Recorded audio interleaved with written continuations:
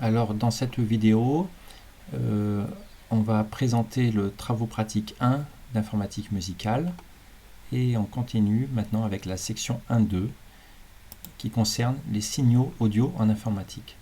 Alors un signal audio, c'est un signal sonore qui a été enregistré de façon numérique et précisément à partir par exemple d'une fluctuation de pression de l'air, on a utilisé une carte son qui a converti ces variations de tension, on dit un signal analogique, il a converti en un signal numérique.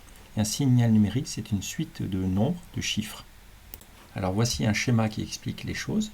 Supposons que là c'est le temps et que au cours du temps, on a un signal analogique, c'est une variation par exemple de pression, une variation de tension de potentiel électrique qui est représentée en bleu. Et bien la carte son va discrétiser le temps en petites valeurs. Ici, c'est toutes les petits traits pointillés. Et elle va aussi discrétiser les amplitudes en petits seuils. Et le signal original, qui est en bleu, va être approché par des points discrets, qui sont ici les points rouges. Voilà, le mieux possible. Ça, c'est le travail de la carte son. Et ainsi, à chaque étape temporelle, à chaque intervalle de temps, on aura une valeur, un signal qui sera codé par un entier. Donc par exemple, au départ, ça commence par 3, ensuite 2, ensuite moins 1, moins 3, moins 2, 2, etc. D'accord ? Donc on voit bien que dans cette numérisation du signal, il y a deux paramètres importants. C'est le temps entre deux échantillons. Les points rouges, on appelle ça des échantillons numériques. Donc ce qui est important premièrement, c'est le temps entre deux échantillons qu'on appelle delta. Alors ça s'appelle précisément, delta s'appelle, c'est le nombre d'échantillons, c'est le temps entre deux échantillons, donc c'est 1 sur grand N, où grand N c'est le nombre d'échantillons par seconde. Par exemple, dans cet exemple-là, il y a 10 échantillons dans une seconde, mais en pratique, on va plutôt prendre 44 100 échantillons par seconde. Donc c'est une fréquence, c'est en Hertz, et ça s'appelle la fréquence d'échantillonnage. Voilà, donc il faut retenir que delta, c'est 1 sur la fréquence d'échantillonnage, et delta est en seconde. Et l'autre information importante, c'est le codage de l'amplitude.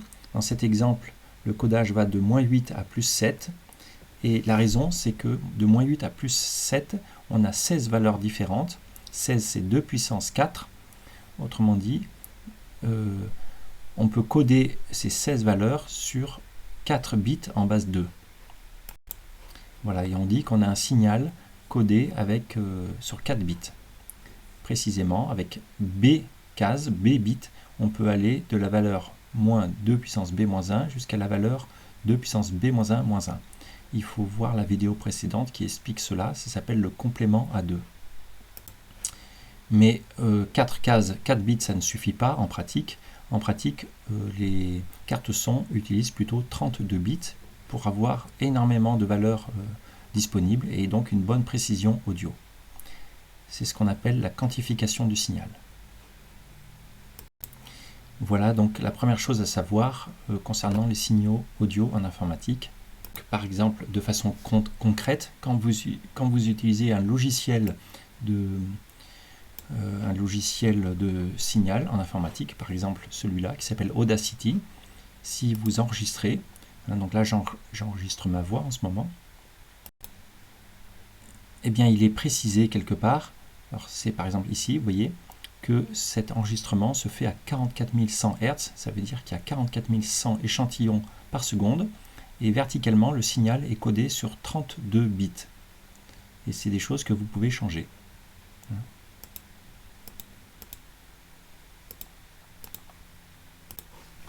Voilà, on va parler maintenant d'un autre type de signaux qu'on appelle les signaux MIDI en informatique musicale.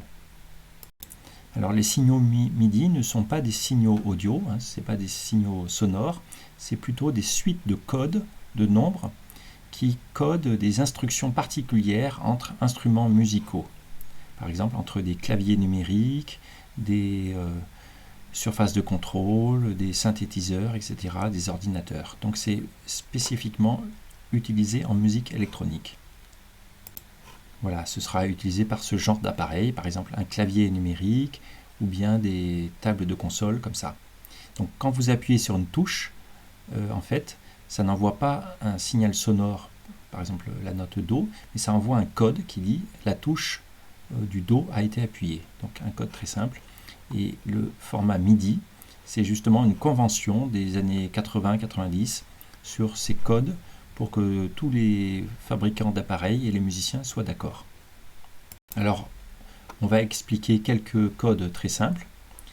Exemple, pour jouer la note Do, un C en anglais, de l'octave 5, avec un volume maximal, eh bien, c'est représenté par trois entiers, le 144, 60 et 127 précisément, où 144 signifie une note on, ça veut dire une nouvelle note. Donc c'est le code pour dire qu'il y a une note qui commence. Le 60, c'est la note, la touche en question. Donc 60, c'est précisément Do de l'octave 5. Et le troisième chiffre, c'est le volume. Voilà, donc c'est une convention, c'est le signal qu'on appelle note on, auquel on rajoute deux codes, la note et son volume. Et ensuite, donc ça, ce signal sera envoyé lorsque vous appuyez sur la touche Do du clavier.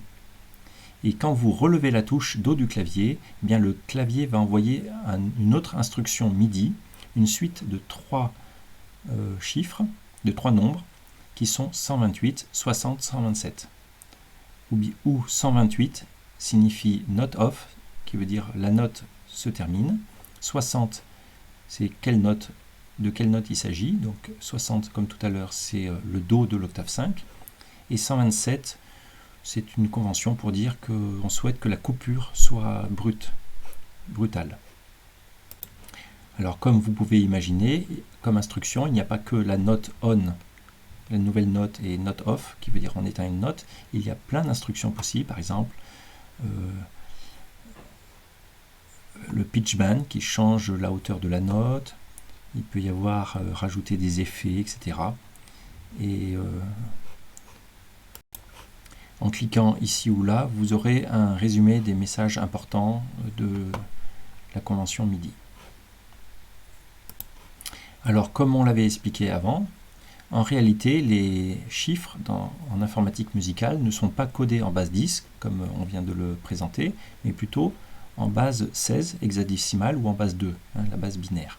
Donc, exercice, réécrivez ces messages qu'on vient de voir, le départ de la note Do et son extinction, le réécrire en base 16 et en base 2.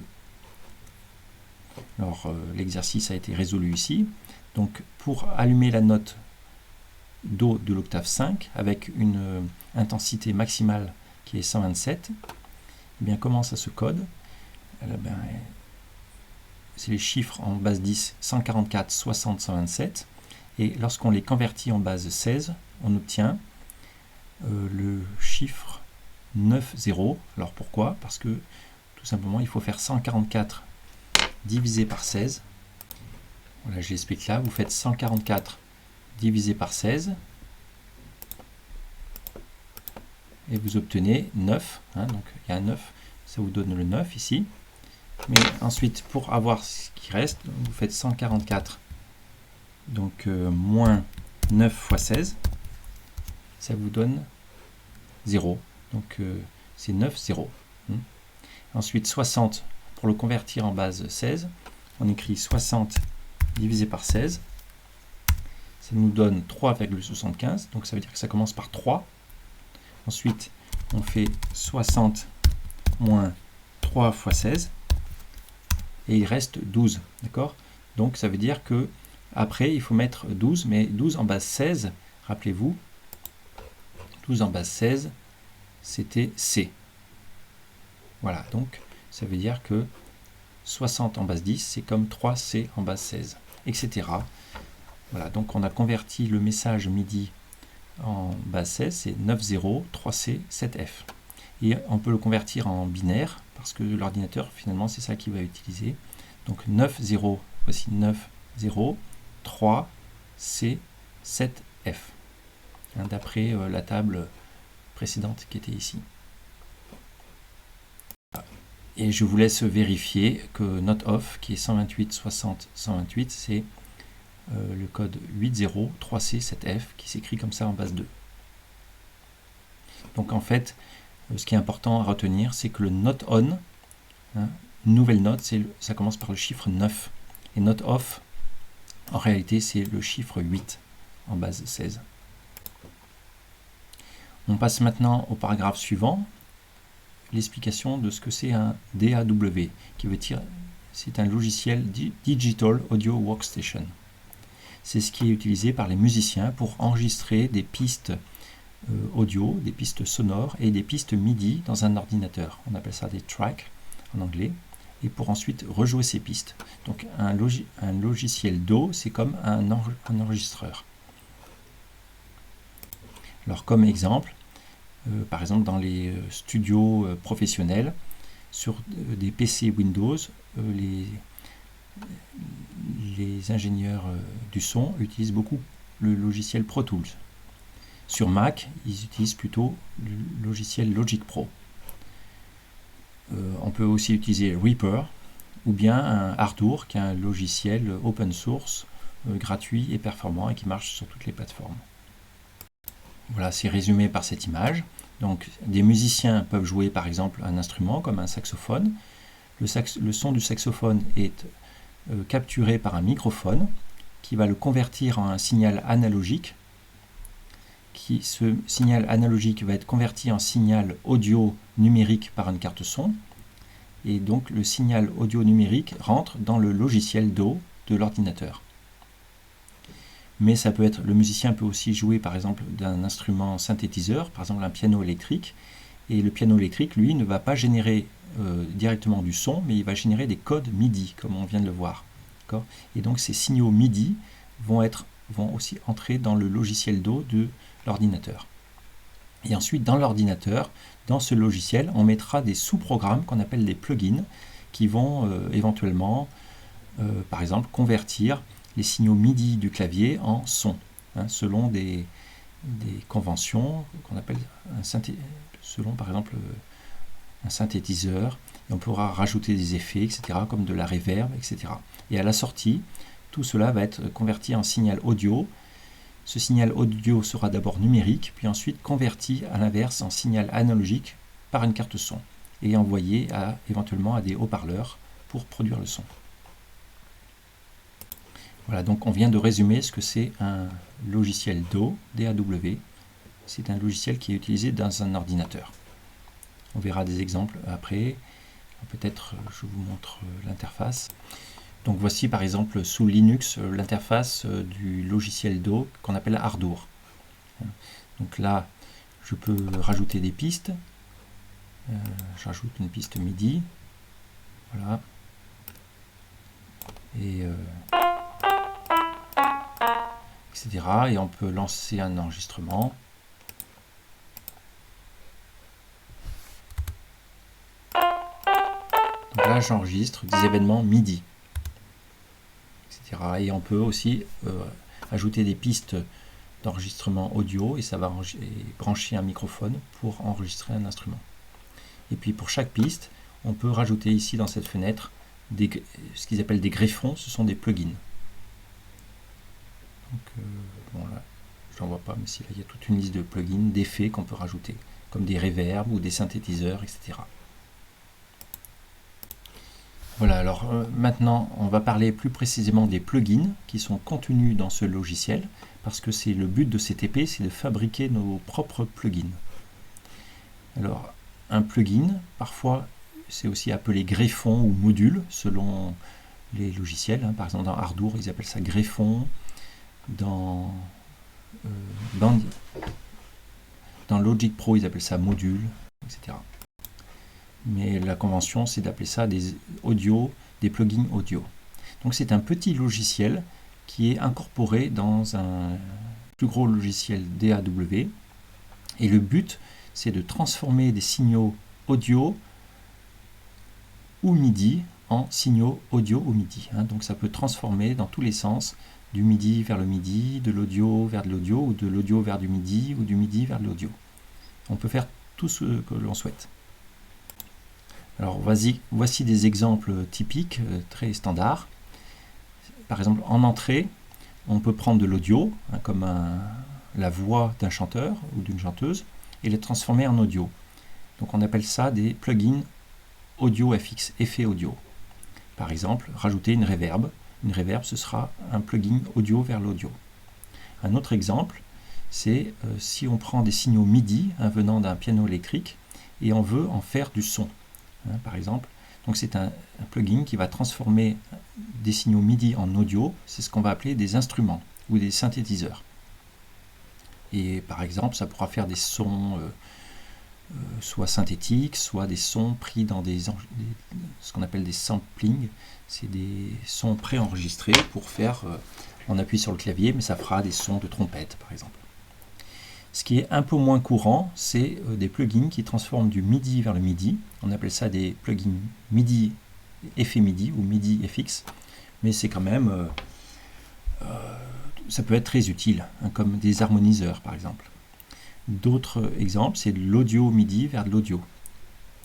Et un autre exemple, c'est de l'audio vers le MIDI. Par exemple, ça peut être un plugin qui écoute le son d'un saxophone ou de la voix et qui détecte le pitch, ça veut dire la note, et qui envoie la note sous format du code MIDI. Ça permet par exemple de chanter dans un micro et en sortie, le chant qu'on fait est converti en un son par un synthétiseur en son de trompette ou un son de trombone.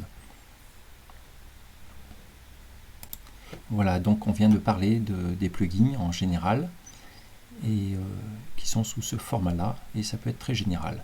Donc dans la suite, dans les TP suivants, on apprendra à fabriquer quelques plugins et à les utiliser dans des logiciels standards d'informatique musicale. Alors en réalité, la fabrication de plugins, ce n'est pas une chose très facile en informatique. La raison principale de cette difficulté, c'est qu'il faut que le programme soit très performant, qu'il ait un temps de calcul très court pour que ce ne soit pas perceptible par l'oreille humaine. Et précisément, il faut que le temps de calcul, qu'on appelle la latence, soit plus petite que 10 millisecondes. 10 millisecondes, c'est 1 centième de seconde. Et la raison de ce temps limite, 1 centième de seconde, c'est parce que ça correspond au temps de réponse des neurones qu'il y a dans le cerveau humain. Voilà, donc si les calculs sont plus courts que ça, eh bien nos neurones qui sont en quelque sorte assez lents ne vont pas s'en rendre compte. Alors comment ça va fonctionner ça? Donc c'est ce qu'on appelle faire du calcul en temps réel. Donc rappelez-vous, les signaux audio par exemple provenant du microphone ont été convertis de façon numérique, et on avait cette figure là, ils ont été convertis de façon numérique, et dans une seconde il n'y a pas 10 échantillons, mais en général il y a plutôt 44 000 échantillons en une seconde. Mais il ne faut pas attendre une seconde pour les traiter. On n'a pas le droit de dépasser 1 centième de seconde. Et donc pendant la durée 1 centième de seconde, que j'appelle la latence, L, 10-2 secondes, un petit calcul nous montre que s'il y a 44 100 échantillons dans une seconde, eh bien en 10-2 secondes, il y aura n fois L, qui est 441 échantillons. Donc ce qui va se passer, c'est que le plugin va recevoir 441 échantillons, il va les traiter d'une certaine façon, et il va faire ça en 10-2 secondes, et ensuite il va reprendre un paquet de 441 échantillons pour à nouveau les traiter, et ainsi de suite. Il fait des boucles comme ça, sur des paquets de 441 échantillons. Et donc ce nombre 441, petit n, il s'obtient par grand N fois L, et on appelle ça un buffer. Ça veut dire un bloc de données. Voilà, donc c'est une notion importante. La notion de buffer audio, c'est des tableaux de données. C'est tous les tableaux qui rentrent les uns après les autres dans le plugin et qui sont traités en un temps inférieur à 10-2 secondes.